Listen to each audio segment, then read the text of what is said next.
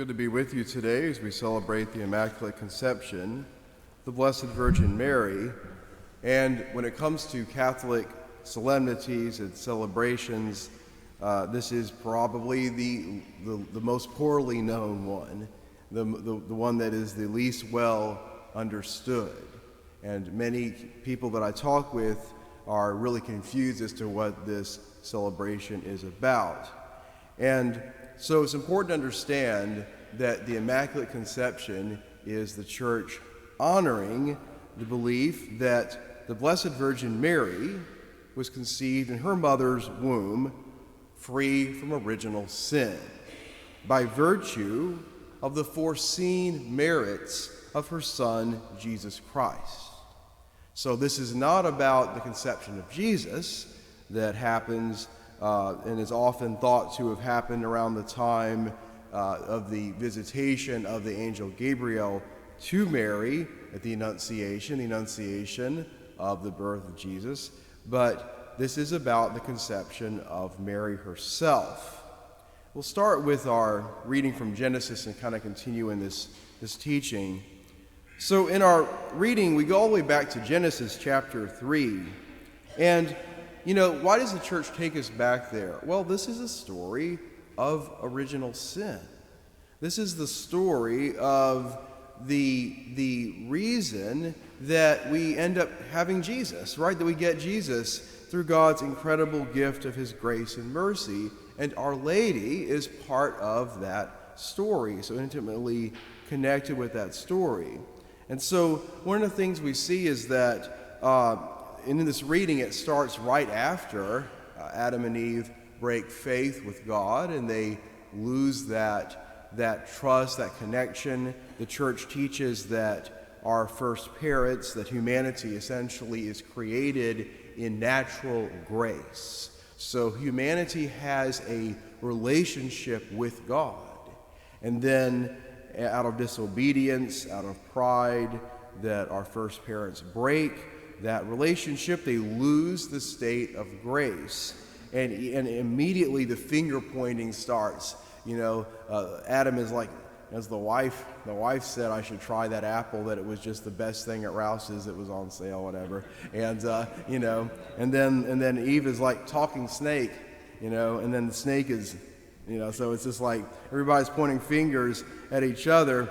And in this account, right, we see that God condemns Satan, expressed in this image of the snake, but he also, there is an implication that the head of the snake will be crushed one day, that the woman, Eve, will have a son that will be the defeat of Satan. And so we know this is true because that Eve is the mother of all the living, as it says, and that that Jesus Christ is sent, and he's believed to be the son of Mary and Joseph, and to everyone it appears to be the natural son. And so we see that Jesus is implied in this account, that he would be sent as Messiah, but that Mary, of course, is part of that in a very deep and profound way. Mary as the new Eve, as the better Eve in a certain sense. And so the Immaculate Conception, again, it's about Our Lady. She's conceived in the womb of St. Anne.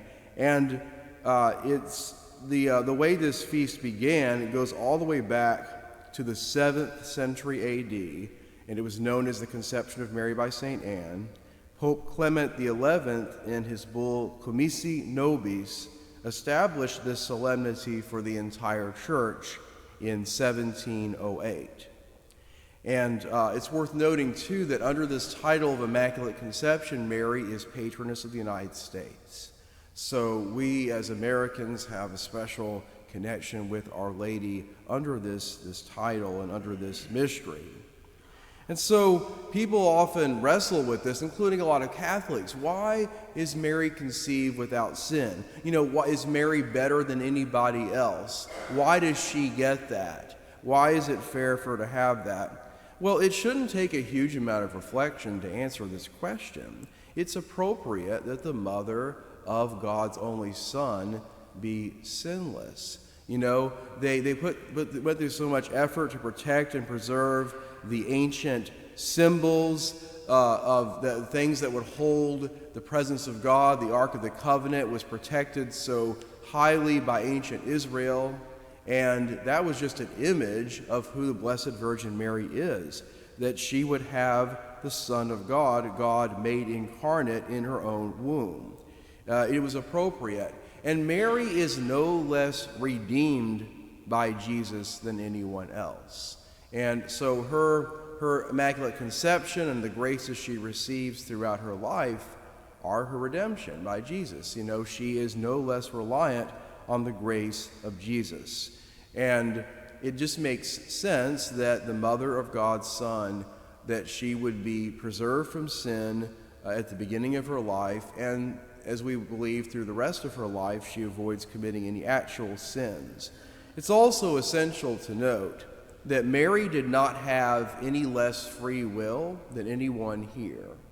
Mary is a picture of someone who has free will, but in every situation she chose to submit that will to God and to cooperate with God's grace that he was calling her to do. So she avoids sin throughout her life.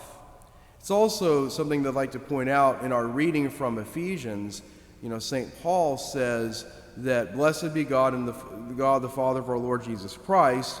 He says that in him before the foundation of the world that we have been chosen, destined even for adoption through Jesus Christ. And so that the Catholic Church does have a teaching of predestination, and it's a bit complicated. Actually, it's a lot more complicated than some of the denominations that are spin-offs, right, from Catholic Christianity. But, you know, God gave Our Lady the grace, and he willed for her the grace to be free from sin. And this applied throughout her life, and that she fully fulfills God's will in that regard.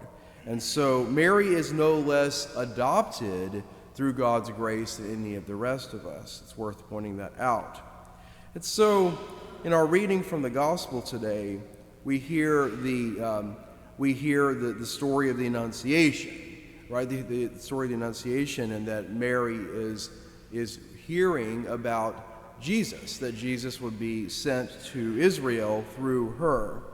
And so, it's important to understand that, you know, as someone who is free from sin, who throughout her entire life cooperates fully with God's grace, that we need to take inspiration from Our Lady, that we need to see her as someone to imitate, someone to reflect on, someone to learn about.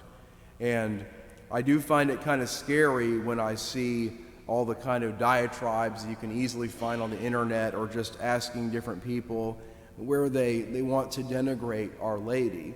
Because usually if you want to get to be friends with someone or good with someone, you don't talk down about their mom, right? That's usually a bad policy. Don't talk their mom down. And the Catechism of the Catholic Church says pretty early in it, it says that honoring the Blessed Virgin Mary is intrinsic to Christian worship. Honor of Mary is intrinsic. It cannot be separated from Christianity. We can't make it all about Jesus and in no way about Mary. We lose Christianity when we cut his mom out of the picture.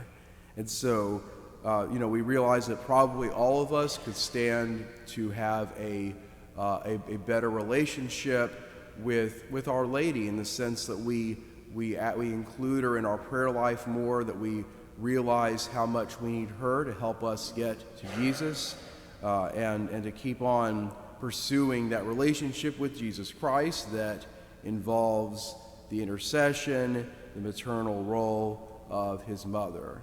And so as we continue this week, I pray that Our Lady will continue to intercede for us and help us to know her Son better.